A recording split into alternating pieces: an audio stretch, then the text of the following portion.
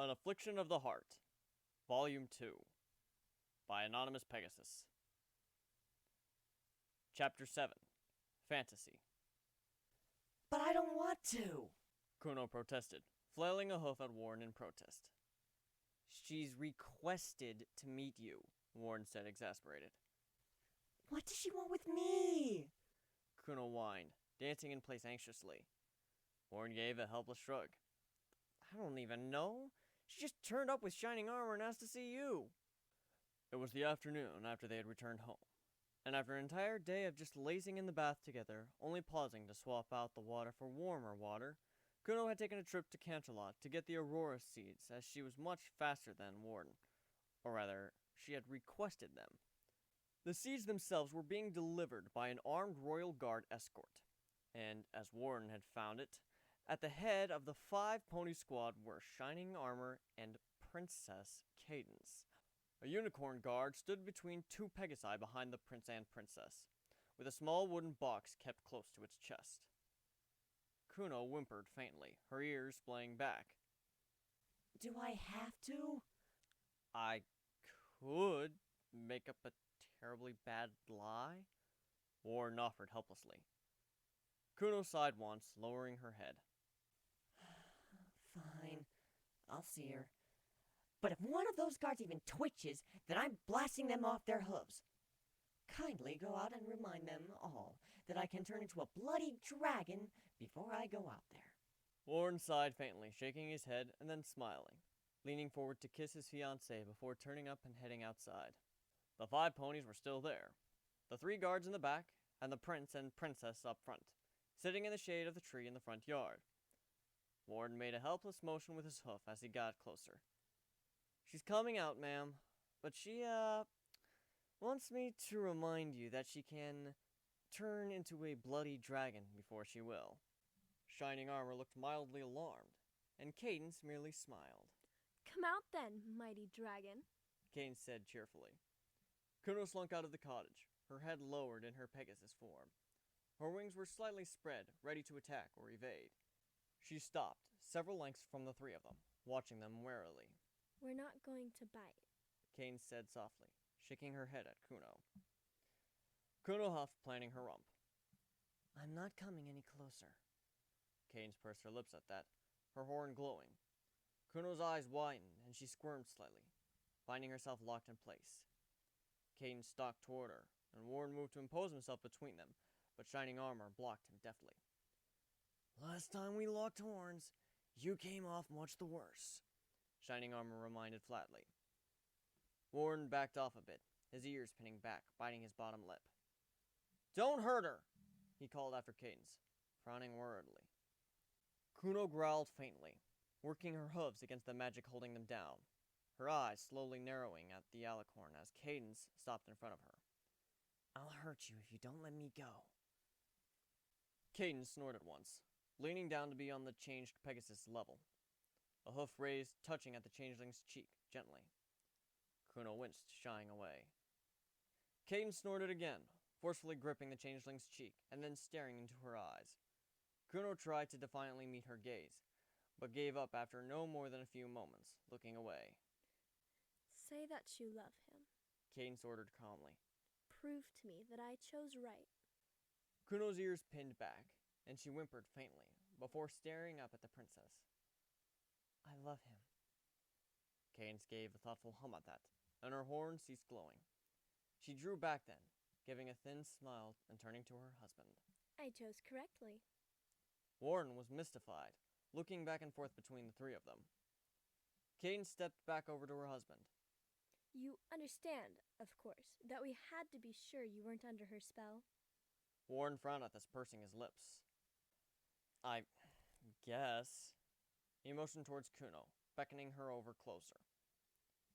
Kuno frowned deeply, cautiously making her way over closer to the trio, pressing up close against his side and wiggling under his wing, as though to hide herself. Warren lifted a hoof to wrap around her shoulders, holding her close as she glowered at the prince and princess from under the protection of his wing. Shining Armor gave the changeling a long stare, his hoof twitching reflexively. Cadence lifted a hoof to soothe her husband. She's fine, Shiny. She won't harm him. Shining Armor didn't look very relieved. So, can we have the seeds? Warren asked, holding out his good hoof. Shining Armor frowned deeply, and then motioned to the two Pegasus guards. The plantation will be guarded constantly. The produce will be weighed at every picking, understood? Warren nodded once, peering past the guard captain and at the two Pegasi behind him. Do they know about Kuno?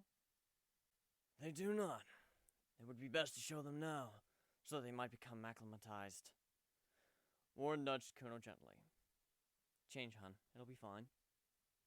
Kuno looked up at her fiancé for a long moment, biting her bottom lip. She took a single step away from him, ducking out from under his wing. She lowered her head, closing her eyes. Her entire form shimmered green, and she returned to her normal form. The two Pegasi jumped and cried out in alarm, reaching for their weapons. Warren immediately sidestepped, interposing himself between Kuno and the guards, Wing coming up to protect her, covering her form as he glowered at the two guards. Kuno was the only one that heard Warren clench his teeth, gritting and grinding them at the pain extending his bad wing. Cadence and Shining Armor extended their hooves, stopping the two Pegasi from lunging. She's my fiancée, Warren glowered at the two Pegasi, his eyes narrowing.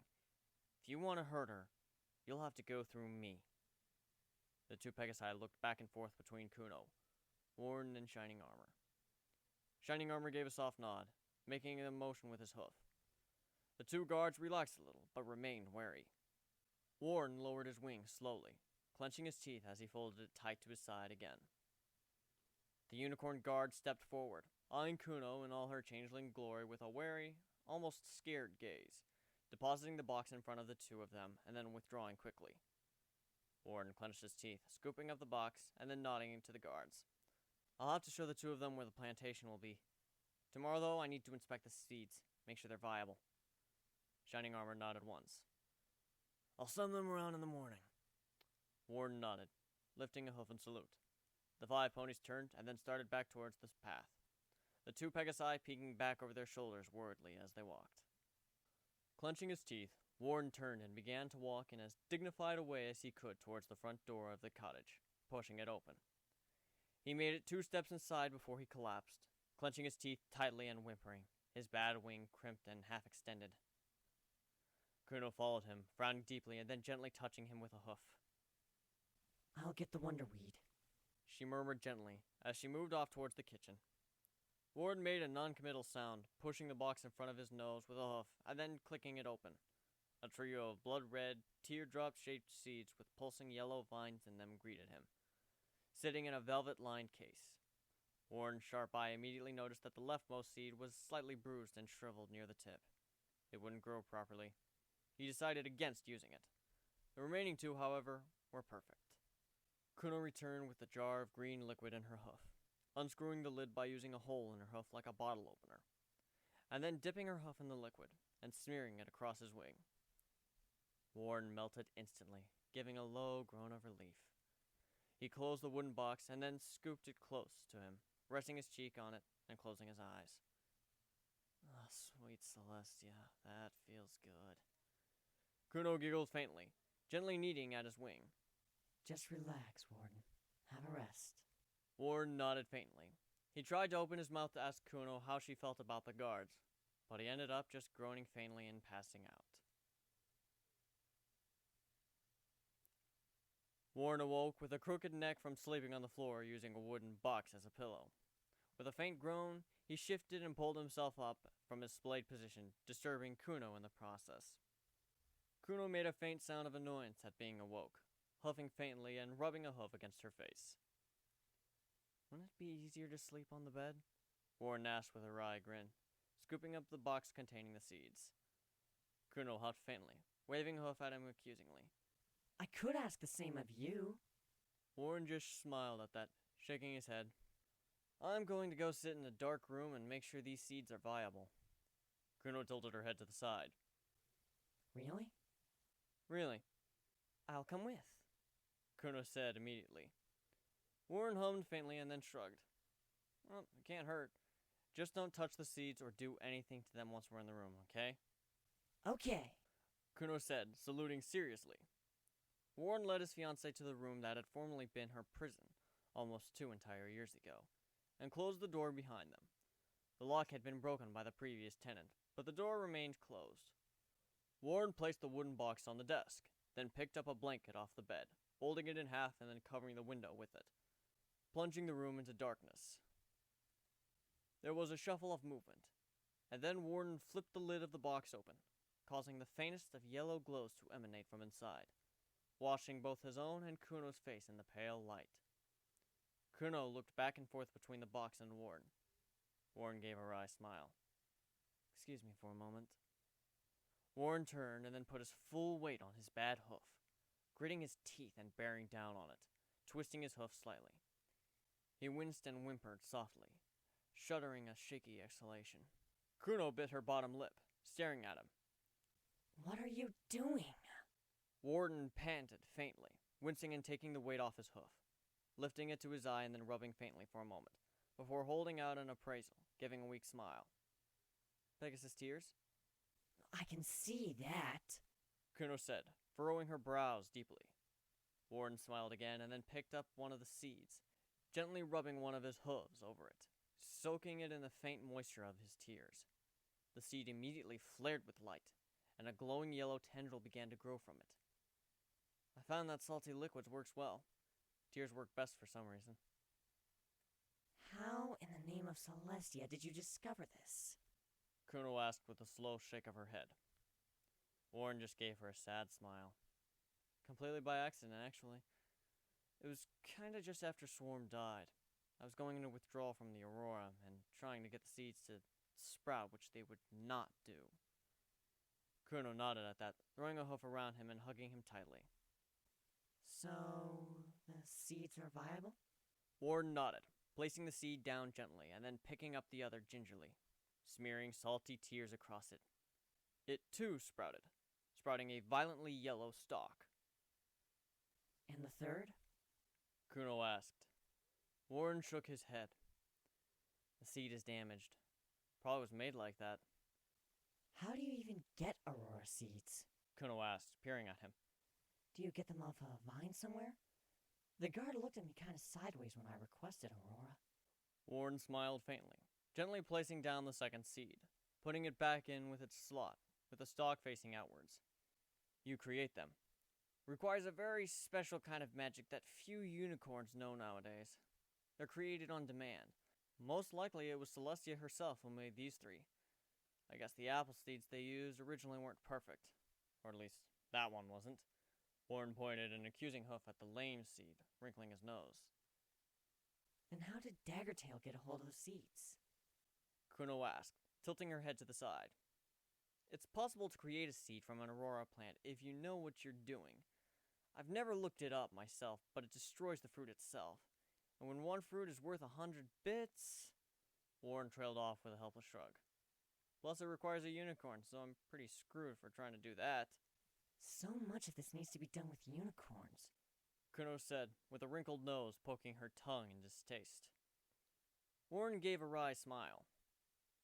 "Politics, really." "Politics?" Kuno asked, blinking once or twice. "Politics," Warren affirmed with a nod. "The unicorns wanted to be sure that their invention wouldn't be stolen from them, so they ensured that it needed a unicorn to help create it. That way the ponies didn't run off with their new wonder plant." Politics. You know that the literal translation of that word is many blood-sucking parasites, right?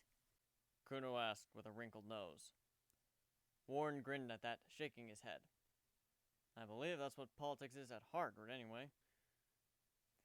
Kuno made a sound of disgust.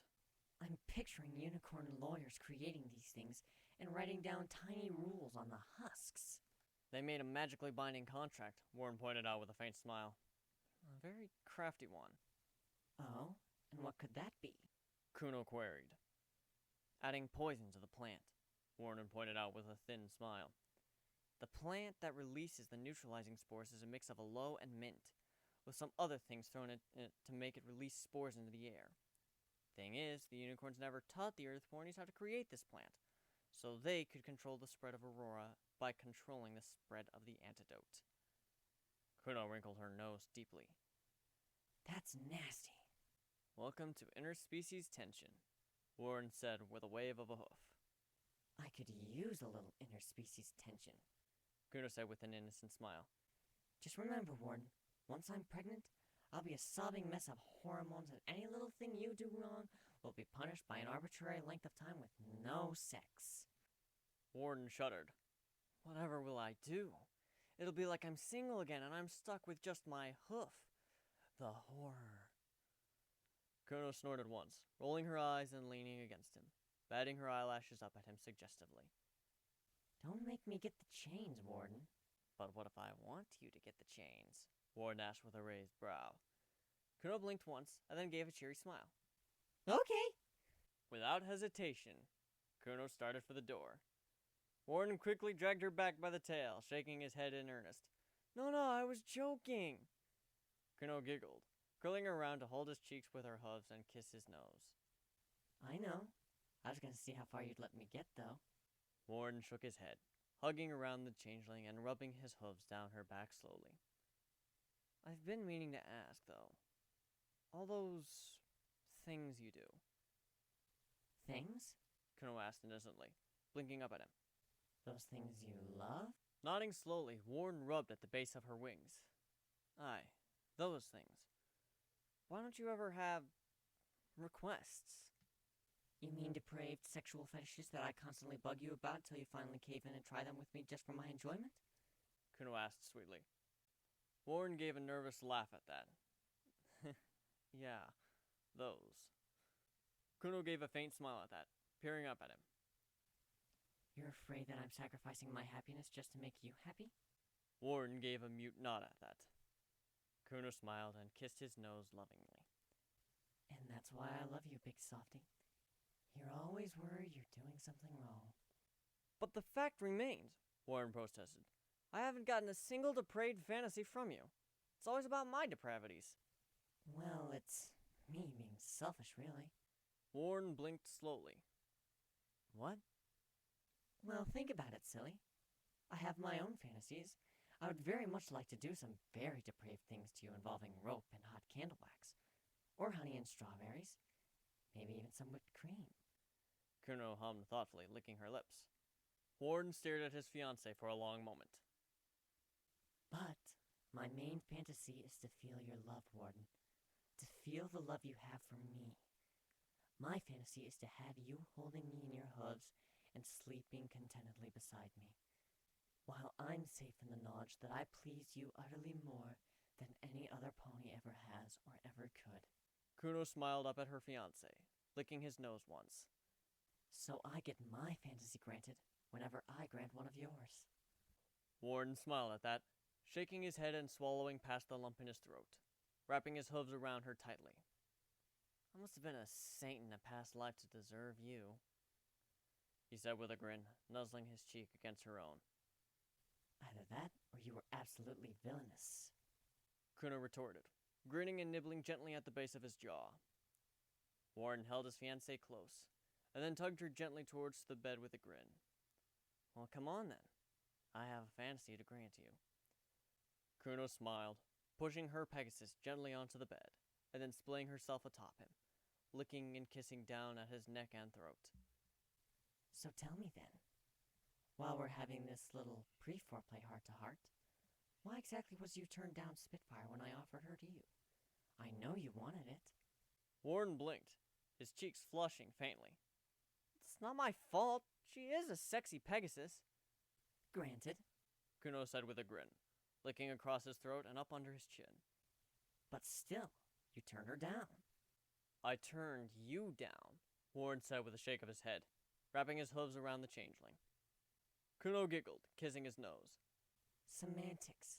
Now focus, Warden. Why did you turn me down? Well, it wasn't you, Warren said with a huff, nudging her firmly with his nose. Kuno blinked once. Yes, it was me. It wasn't you, Warren poked her nose gently. It wasn't Kuno. It was Spitfire. You would prefer the real Spitfire?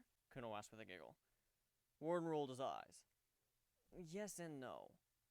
Oh, that is such a cop-out. Give me a real answer. Kuno demanded, huffing and nudging him firmly. Well, part of Spitfire's allure is that she's, well, Spitfire. One of the greatest flyers of this day and age. So that's the yes. And the no is because she's not you, Warren stated, nodding once. Kuno blinked once. But I'm just a changeling. My changeling, Warren corrected. But you could have Spitfire, Kuno pointed out, bewildered. Warren gave a faint smile at that. I know you probably won't understand. I guess our minds just work better, but you mean more to me than any other pony you could possibly imitate. even Princess Luna or Celestia. Kuno offered with a wicked smile. Even those two, Warren said with a faint shudder, wrapping his hooves around the changeling tightly and holding her close. There's no pony I'd rather be intimate with at any time than you. Kuno's gaze softened at that, and she gently bopped him on the nose with a hoof. You're such a sweetie. Warren smiled, kissing her nose and rubbing his hooves against her wings slowly. I know. Time for your reward, Kuno said sultrily, lifting a hoof and then beginning to suggestively lave her tongue around the edge of one of the holes in it, before pressing it down on his forearm. Warren's eyes widened and he squirmed faintly. You can't be serious. Kuno paused, looking up at him, and then bursting into laughter, leaning forward to kiss his forehead, giggling.